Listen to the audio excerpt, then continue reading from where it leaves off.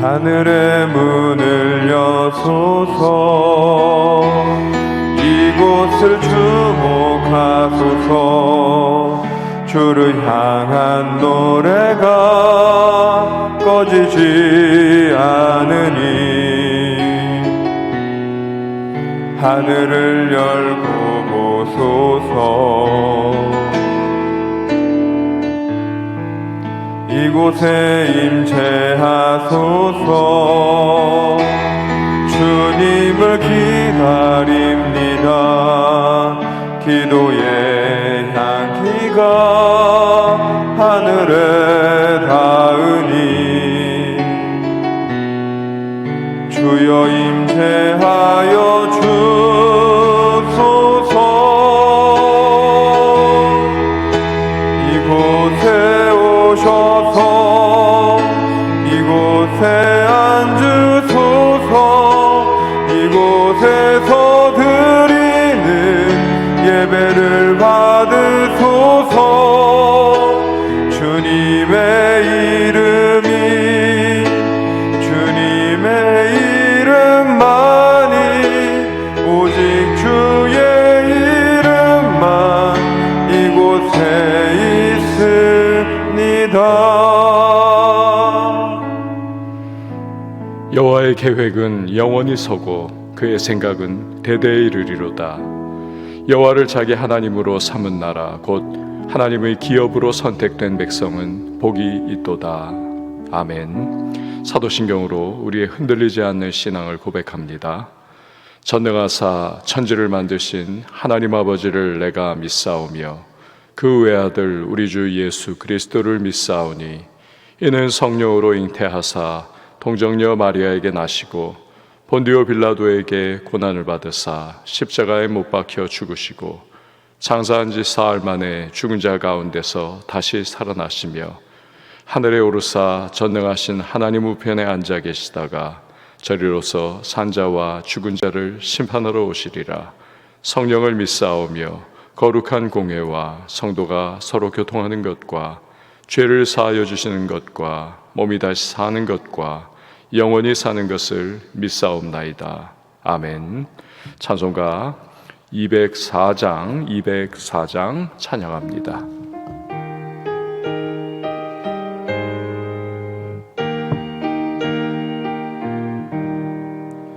주의 말씀 듣고서 준행하는 자는 반석 위에 터닫고 집을 지은 같아. 비가 오고 물나며 바람 부딪혀도 반석 위에 세운 집 무너지지 않네. 잘 짓고 잘 짓세 우리 집 잘 짓세. 만세 반석 위에다 우리 집 잘 짓세.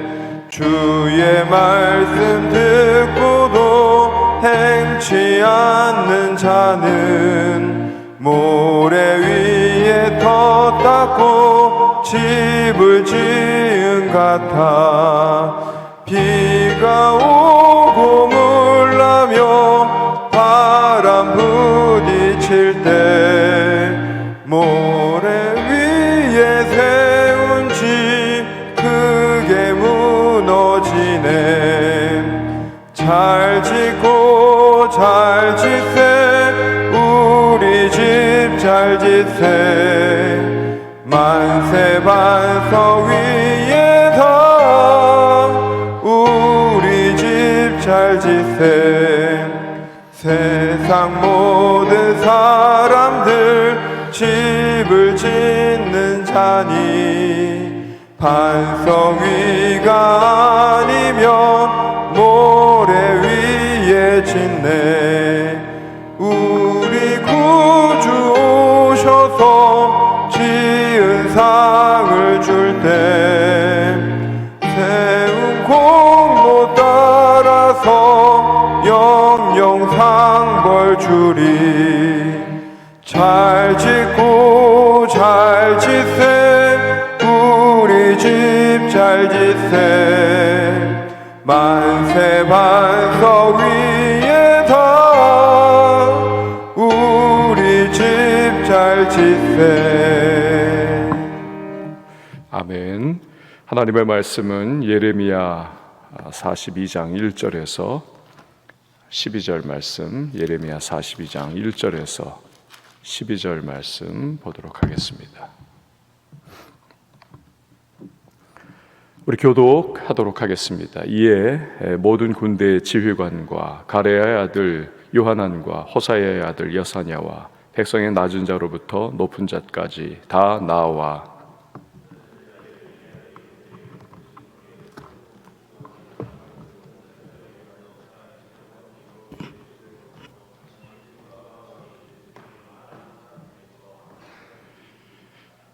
당신의 하나님 여호와께서 우리가 마땅히 갈 길과 할 일을 보이시기를 원하나이다. 선지자 예레미야가 그들에게 이르되 내가 너희 말을 들었은즉 너희 말대로 너희 하나님 여호와께 기도하고 무릇 여호와께서 너희에게 응답하시는 것을 숨김이 없이 너희에게 말하리라. 그들이 예레미야에게 이르되 우리가 당신의 하나님 여호와께서 당신을 보내사 우리에게 이르시는 모든 말씀대로 행하리이다. 여호와께서는 우리 가운데 진실하고 성실한 증인이 되시옵소서. 우리가 당신을 우리 하나님 여호와께 보내면 그의 목소리가 우리에게 좋든지 좋지 않든지를 막론하고 순종하려 함이라. 우리가 우리 하나님 여호와의 목소리를 순종하면 우리에게 복이 있으리이다 하니라. 11일 후에 여호와의 말씀이 예레미야에게 임하니 그가 가레야의 아들 요하난과 그와 함께 있는 모든 군 지휘관과 백성의 낮은 자로부터 높은 자까지 다 부르고 그들에게 이르되 너희가 나를 보내어 너희의 간구를 이스라엘의 하나님 여호와께 드리게 하지 아니하였느냐. 그가 이렇게 이르니라. 너희가 이 땅에 눌러 앉아 산다면 내가 너희를 세우고 헐지 아니하며 너희를 심고 뽑지 아니하리니 이는 내가 너희에게 내린 재난에 대하여 뜻을 돌이킴이라. 여호와의 말씀이니라. 너희는 너희가 두려워하는 바벨론의 왕을 겁내지 말라. 내가 너희와 함께 있어 너희를 구원하며 그의 손에서 너희를 건지리니 두려워하지 말라. 내가 너희를 불쌍히 여기리니 그도 너희를 불쌍히 여겨 너희를 너희 본향으로 돌려보내리라 하셨느니라. 아멘. 기도하시겠습니다. 드린 예물 예배헌금, 감사헌금, 주일헌금 주님 앞에 봉헌합니다. 하나님 감사합니다. 새벽에 우리를 깨우시고 주님 앞에 마음에 무릎을 꿇고 기도할 수 있는 은혜 베풀어 주심에 감사를 드립니다. 오늘도 새로운 이 한날을 맞이하여 주님의 은혜를 힘입어 우리 시작하기를 원합니다. 하늘의 문을 열어주시고 오늘도 구하고 주의 그 은혜의 소망함 가운데 우리가 나아갈 때에 주님의 풍성한 은총과 역사로 우리의 삶을 인도하시고 마음에 품은 소망이 하나님의 최선의 때 최상의 방법으로 응답됨을 경험할 수 있도록 주여 함께하여 주옵소서. 성령으로 충만하게 하시고 사모하는 영혼을 만족해 하시고 가란 심령을 채우시는 하나님이심을 오늘도 경험할 수 있는 복된 하루가 되게 하여 주옵소서.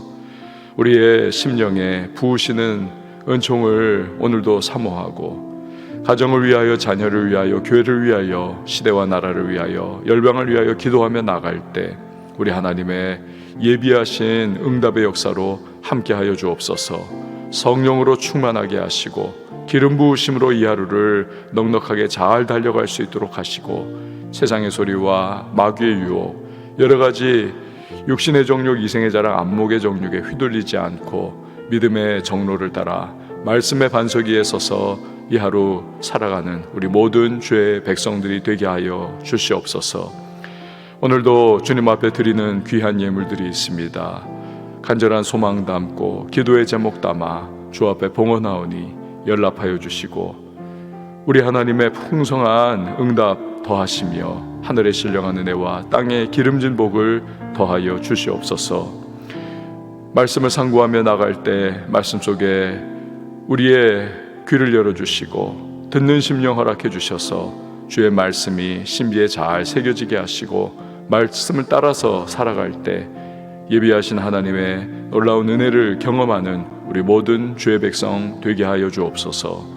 오늘도 새벽을 섬기는 반주자에게 주님의 평강과 은혜로 함께 하시고 마음에 품은 소망이 주님의 풍성함을 따라 응답되게 하여 주시옵소서. 강건케 하여 주옵소서.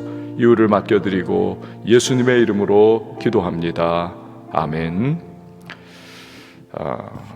영국의 목사이자 작가입니다. 조지 맥도날드라고 하는 분이 계십니다. 목회를 하다가 건강상의 이유로 더 이상 감당을 할 수 없었습니다. 이후에는 작가로 활동을 하면서 그가 시를 많이 발표를 하고 소설도 쓰고 또 기독교 문학 작품들을 내놓았습니다. 찰스 디킨스하고 교류도 했고 또 판타지 소설에 많은 영향을 이분이 끼쳤습니다. 반지의 제왕을 쓴 톨킨이라든지 C.S. 루이스 등에게 영향도 꽤나 많이 미친 분입니다. 근데 젊었을 때에 고민에 휩싸였어요. 야, 이거 참된 기독교라고 하는 것은 과연 뭘까? 나는 정말 기독교를 제대로 알고 있는가? 이 고민을 풀고자 이분이 성경을 집중적으로 읽으면서 정리를 해보았다고 합니다.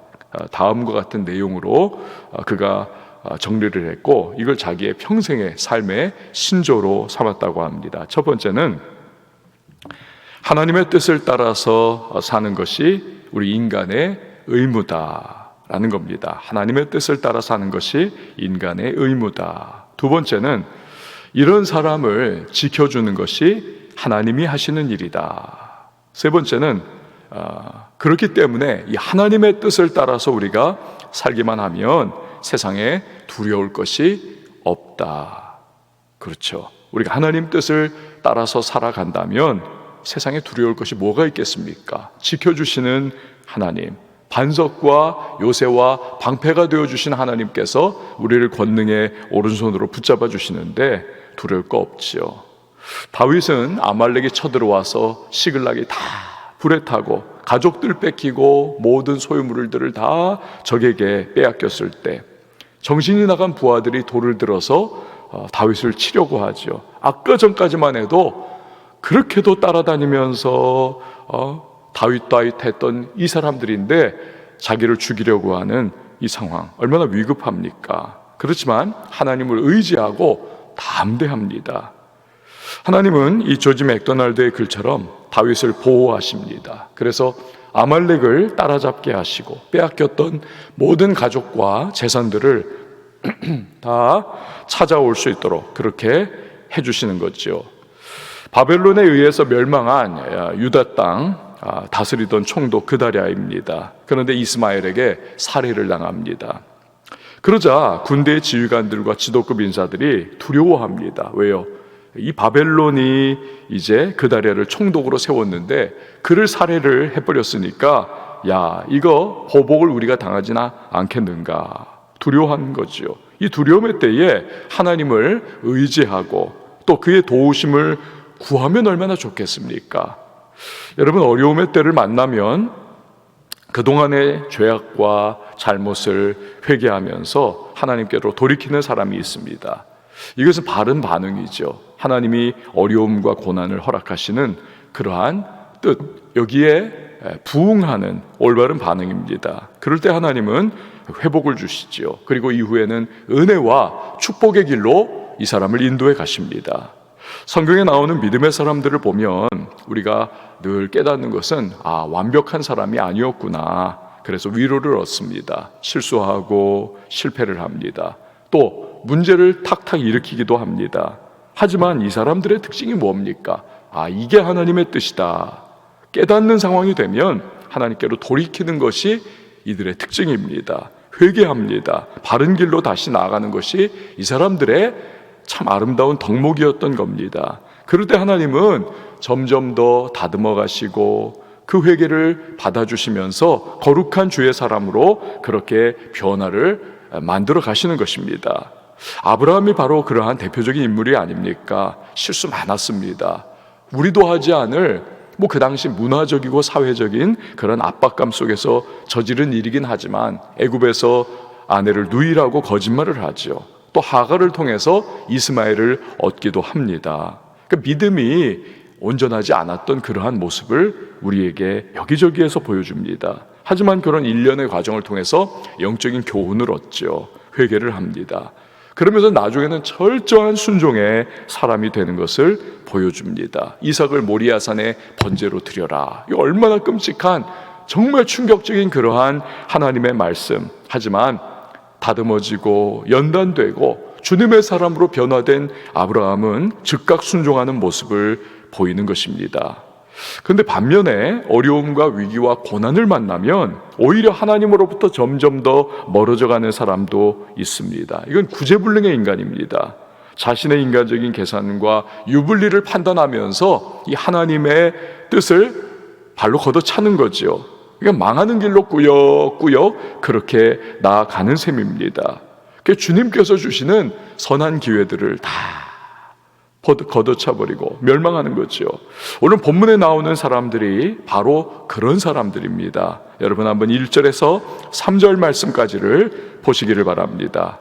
이에 모든 군대의 지휘관과 가레야의 아들 요하난과 호사의 아들 여사냐와 백성의 낮은 자로부터 높은 자까지 다 나와 선지자 예레미야에게 이르되 당신은 우리의 탄원을 듣고 이 남아있는 모든 자를 위하여 당신의 하나님 여호와께 기도해 주소서. 당신이 보는 바와 같이 우리는 많은 사람 중에서 남은 적은 무리이니 당신의 하나님 여호와께서 우리가 마땅히 갈 길과 할 일을 보이시기를 원하나이다. 아멘.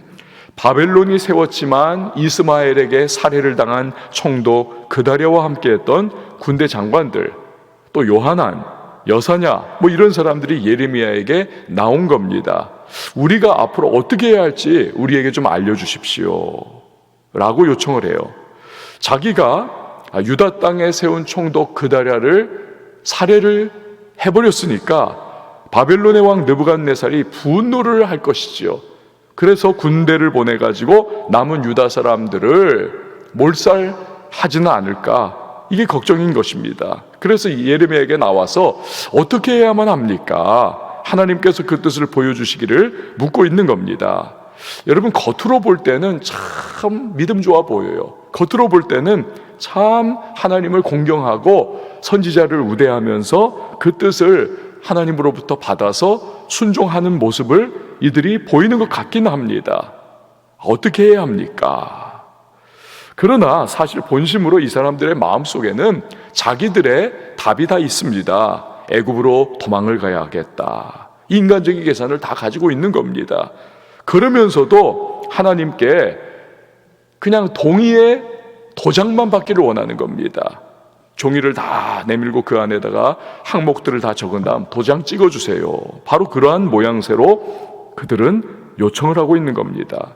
거짓 선지자 발람이 그러지 않았습니까? 모압의 왕 발락이 이스라엘을 저주만 해주면 내가 당신 평생 떵떵거리면서 먹고 살 정도로 금과 은과 온갖 보물들을 다 주겠습니다. 나에게 와가지고 저주해 주십시오, 이스라엘을.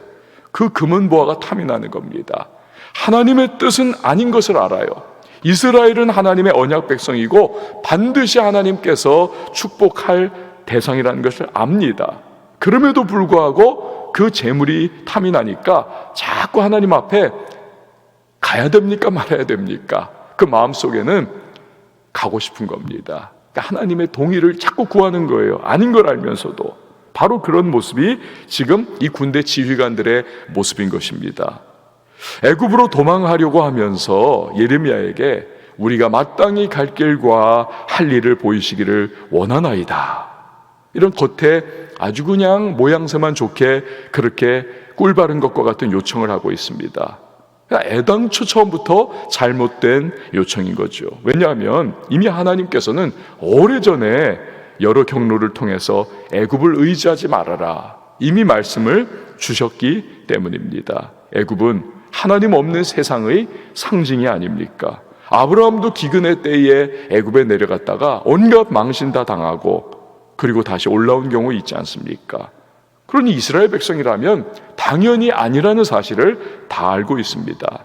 애굽 의지하지 말아라. 이게 하나님의 뜻인 것을 분명히 알고 있어요. 그러나 적의 적은 친구이기 때문에 바벨론 왕이 지금 두려우니까 바벨론 왕과 앙숙인 이 바로의 애굽을 향해서 나아가려고 그들은 계획을 하고 있는 겁니다. 이미 주신 말씀을 지키지는 않으면서 하나님의 새로운 인도하심과 응답을 기도하는 모습, 얼마나 어리석은 모습입니까? 하나님은 이미 주신 말씀의 울타리를 뛰어넘어 행하시지 않으시는 분이십니다. 만약에 그렇게 한다면 하나님은 스스로 자가당착에 빠지는 셈이죠. 언제나 성도는 이미 하나님이 주신 말씀을 따라서 신앙생활 하는 겁니다. 이미 주신 말씀을 따라서 기도생활 하는 겁니다. 이미 주신 말씀을 따라서 순종생활 하는 겁니다. 이미 주신 말씀에 순종하지도 않으면서 갈 길을 보여주시옵소서. 이건 어불성설이라는 것이지요.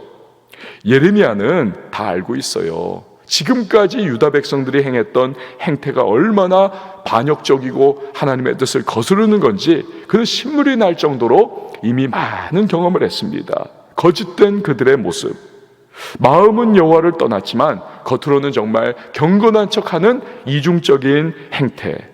그러나 그걸 알고 있음에도 불구하고 예레미야는 하나님께 기도하기로 합니다. 4절 말씀을 보시기를 바랍니다. 4절이요. 선지자 예레미야가 그들에게 이르되 내가 너희 말을 들었은즉 너희 말대로 너희 하나님 여호와께 기도하고 무릇 여호와께서 너희에게 응답하시는 것을 숨김이 없이 너희에게 말하리라. 뻔히 이 사람들의 마음속에 뭐가 도사리고 있는지 알면서도 또다시 한번 속아주는 셈치고 기도하려고 하는 예레미야의 마음은 뭐와 같으냐? 마치 부모가 그냥 끊임없이 속썩이는 그 자식, 이래도 또 속썩이고 저래도 또 속썩입니다. 하지만 그래도 다시 한번 속아주는 셈치고 믿어주는 겁니다. 그 사랑의 마음인 것입니다.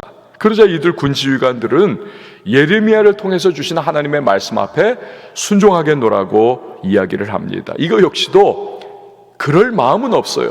그냥 입에 발린 소리를 하는 겁니다. 5절에서 6절 말씀을 보시기를 바랍니다. 5절에서 6절에 그들이 예레미야에게 이르되 우리가 당신의 하나님 여호와께서 당신을 보내사 우리에게 이르시는 모든 말씀대로 행하리이다. 여호와께서는 우리 가운데 진실하고 성실한 증인이 되시옵소서. 우리가 당신을 우리 하나님 여호와께 보냄은 그의 목소리가 우리에게 좋든지 좋지 않든지를 막론하고 순종하려 함이라. 우리가 우리 하나님 여호와의 목소리를 순종하면 우리에게 복이 있으리이다 하니라. 이들의 말이 그저 입에 발린 소리뿐이라는 것을 예레미야가 다 알고 있어요. 또 그것이 또 그대로라는 것은 예레미야가 하나님의 응답을 전하자마자 이들이 보이는 반응 때문에 알 수가 있습니다. 43장 1절, 이제 앞으로 올 본문인데 43장 1절을 보면 이들이 예레미야가 하나님께서 너희가 애굽 내려가지 말라고 하신다. 여기에서 유다 땅에서 그냥 거하면서 여기서 너희가 버티고 살면 느부갓네살이 너희를 괴롭히지 못하게 하나님이 보호해 줄 거야. 너희에게 회복을 줄 거야. 이러한 응답의 말씀을 주십니다. 그러자 당장 예레미야에게 이들이 반발을 하죠. 거짓말 말하라. 하나님이 그런 말 주셨을 리 없다. 네가 지금 거짓말한다. 즉각적으로 이들은 거부를 하는 모습, 여기에서 이들의 본심이 잘 드러나는 거죠. 자, 그런데 이들에 대한 하나님의 응답은 간단하게 오지 않습니다. 빨리 오지를 않아요. 꽤 오랜 시간이 걸립니다. 7절 말씀을 보시기를 바랍니다. 7절에 10일 후에 여호와의 말씀이 예레미야에게 임하니, 그러니까 하나님 앞에 기도한 내용에 대한 응답이 무려 열흘의 시간이 걸려서 왔다는 것입니다. 자, 사실 예레미야와 같은 급의 선지자, 이 하나님과의 교통이 아주 원활하고 지금까지 보여줬던 그러한 맥락을 통해 보면 열흘 정도 걸릴 필요가 없을 것 같아요. 근데 왜 하나님이 응답을 금방 주시지 않고 열흘이나 걸려가지고 그제서야 응답을 주시는 걸까요?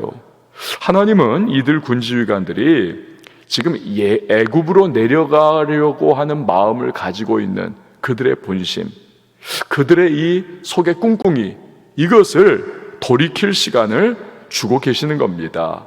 이미 마음의 애굽행 결정을 다 했고 이게 꽉 차 있는 겁니다. 그러니 하루가, 이틀이, 사흘이, 일주일이, 열흘이 걸리는 이 지난한 과정을 겪도록 만들어 가시면서 스스로 자기들의 마음을 돌아볼 수 있는 그러한 거울을 주시는 겁니다. 우리들 마음에 애굽이 지금 있는데 이건 하나님의 마음이 아니지, 하나님 원하시는 길이 아니지. 첫날에는 그런 반성을 안 했을 겁니다. 이틀에도 안 했을 거예요. 일주일이 걸리고 시간이 계속 늘어지는 그 기회를 하나님께서 허락해 주시면서 자기 자신을, 본심을 돌아보고 자기의 마음속에 있는 이 주님의 뜻과는 상충하는 그러한 상황들을 반성하고 돌이킬 수 있는 기회를 하나님께서 계속 주시기를 원하는 이 하나님의 마음인 겁니다. 저희 집 근처에 자전거 판매하는 샵이 있습니다.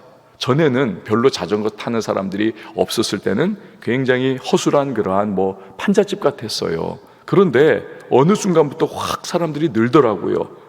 한국에서 막 자전거 타는 붐이 일면서 많은 사람들이 여기 가서 자전거 사고 하면서 돈 많이 벌었습니다. 아예 그냥 건물을 줬어요. 건물이 통째로 자전거 샵입니다. 2층으로 딱 되어 있는. 왜 이렇게 자전거가 인기입니까? 차를 타고 다니면 그 빠른 속도는 좋지만 많은 걸 놓치는 겁니다. 목적지까지는 빨리 가요. 그러나 가는 과정에 있어서의 아름다움을 놓칩니다. 그 시원하고 참 상쾌한 바람을 놓치고 꽃들을 놓치고 지나가는 사람들의 그러한 행동들도 놓치고 사소한 것 속에 들어있는 여러 가지 볼거리들과 아름다움을 놓치는 겁니다.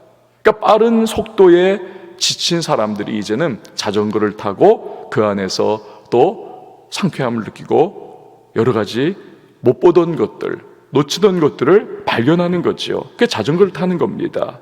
여러분, 기도도 그렇지 않습니까? 빨리 응답이 온다. 좋지요. 꼭 좋은 건가요? 그렇지는 않습니다.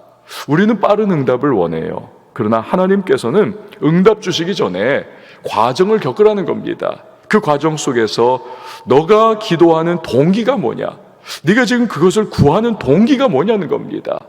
혹시 너의 인간적인 욕심과 욕망, 빨리 그것만을 성취하면서 그러나 하나님의 사람으로서의 다듬어지는 모습, 예수 그리스도의 신앙 인격을 닮아가는 모습, 버릴 것 버리고 깎을 것 깎고 회개할 것 회개하고 변화해야 할 것 변화해야 하는 것, 이 과정을 하나님은 천천히 다듬어 가면서 그렇게 주님의 사람으로 변화되기를 원하시는 겁니다.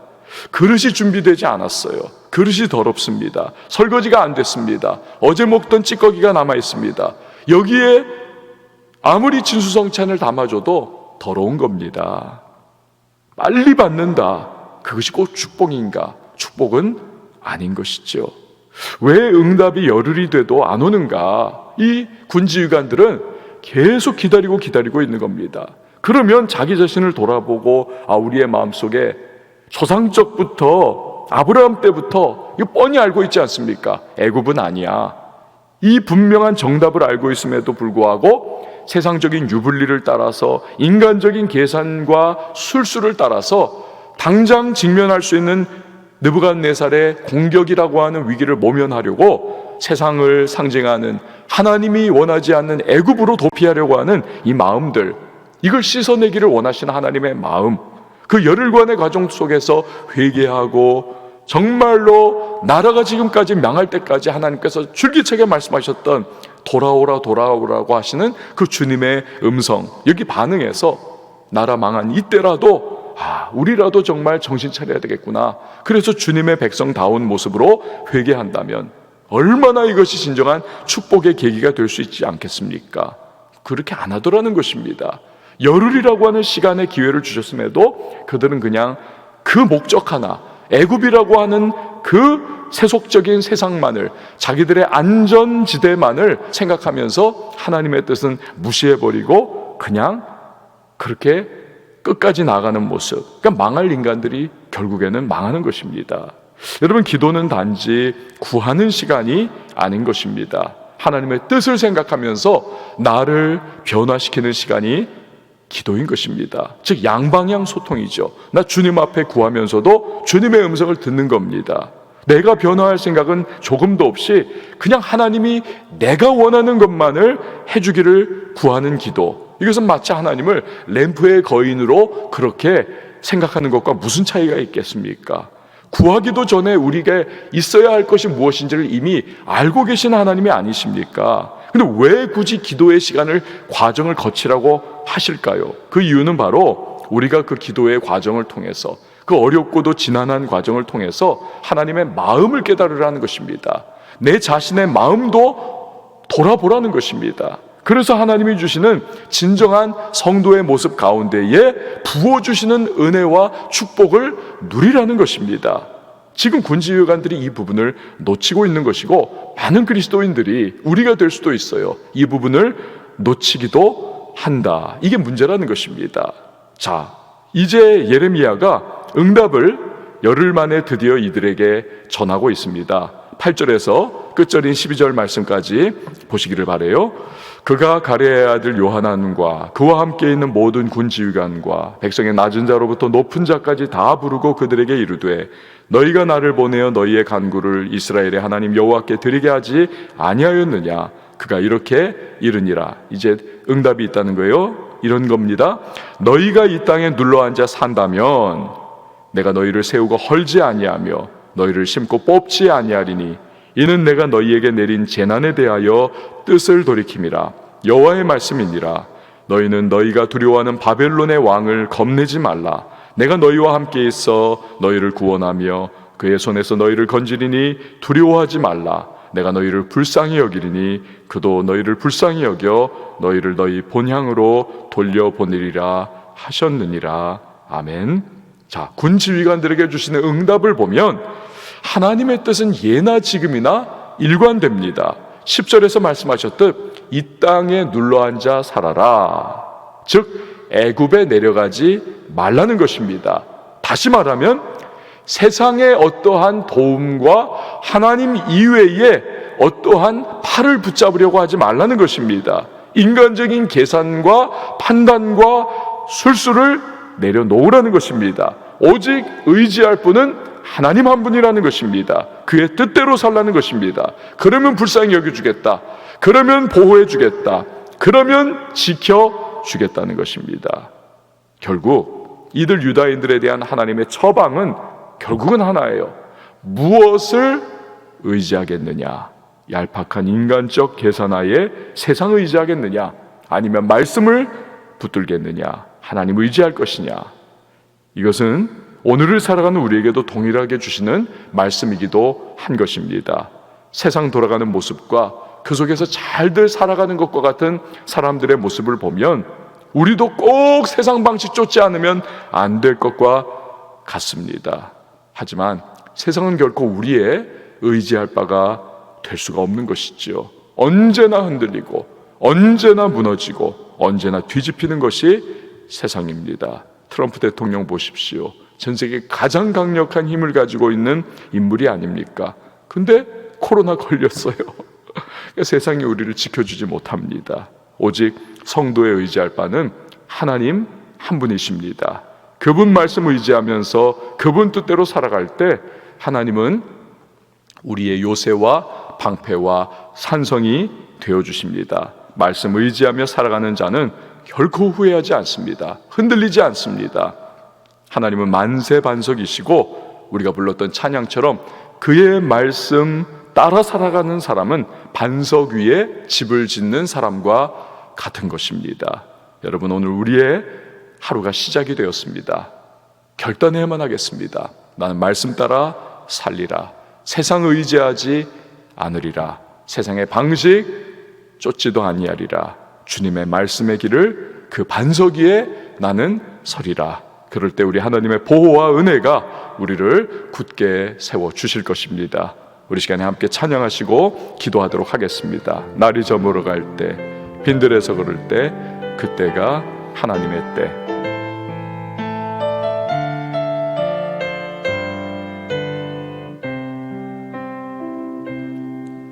날이 저물어 갈 때 빈들에서 걸을 때 그때가 하나님의 때 내 힘으로 안 될 때 내 힘으로 안 될 때 빈손으로 들을 때 내가 고백해 여호와 이래 주가 일하시네 주가 일하시네 주가 일하시네 주께 아끼지 않는 자에게 주가 일하시네 주가 일하시네 신뢰하며 걷는 자에게 우리 모인 이곳에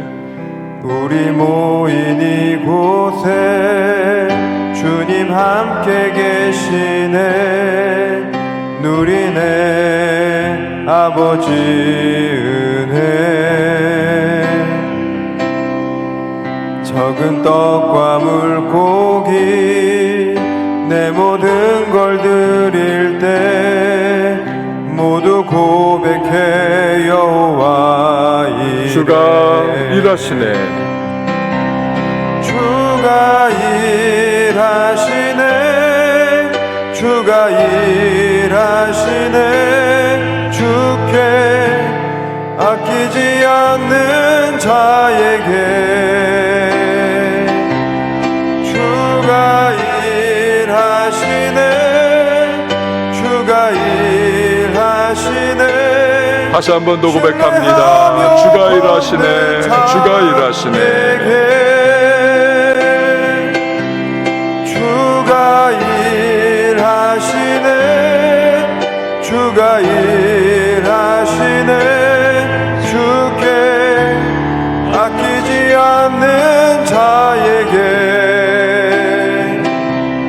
주가 일하시네 주가 일하시네 신뢰하며 걷는 자에게 여러분 이 시간에 기도하며 나갈 때에 오늘도 세상이 아닙니다. 흔들리는 세상이 아닙니다. 오직 주님만이 우리의 산성과 방패와 요새가 되어 주십니다. 그분의 말씀 의지하며 살아가는 자 후회하지 않습니다. 흔들리지 않습니다. 반석 위에 집을 짓는 것과 같습니다. 주여 오늘 이 하루 주님의 말씀 붙잡고 나아가게 하옵소서. 이미 주신 말씀 그 안에서 나의 모든 삶을 하나님 걸고 살게 하여 주옵소서. 세상을 바라보면서 세상에 나의 안정이 있는 것과 같은 착각하지 않게 하시고 언제나 흔들리고 언제나 휘청거리는 그 세상이 아닌 나의 영원한 반석 되시는 주님을 바라보면서 믿음 안에 살아가는 자 될 수 있도록 주여 함께 해달라고 오늘 간절히 기도하고요. 또 성령의 충만을 위하여 기도하십시다. 성령의 기름 부어 주옵소서, 은혜를 베풀어 주옵소서, 불쌍히 여겨 주옵소서, 전신갑주 있게 해달라고 우리 간절히 기도합니다. 여러분의 가정과 자녀를 위해서 기도하시고 소망을 위하여 주님 앞에 아뢰며 교회를 위해서 기도해 주시고 선교사님들을 위해서 기도해 주시고 나라와 민족을 위하여서 이 시간 우리 같이 기도하며 나갈 때에 우리 한번 각 가정에서도 두 손을 높이 들고 우리 주님의 이름 한번 외치고 기도합니다.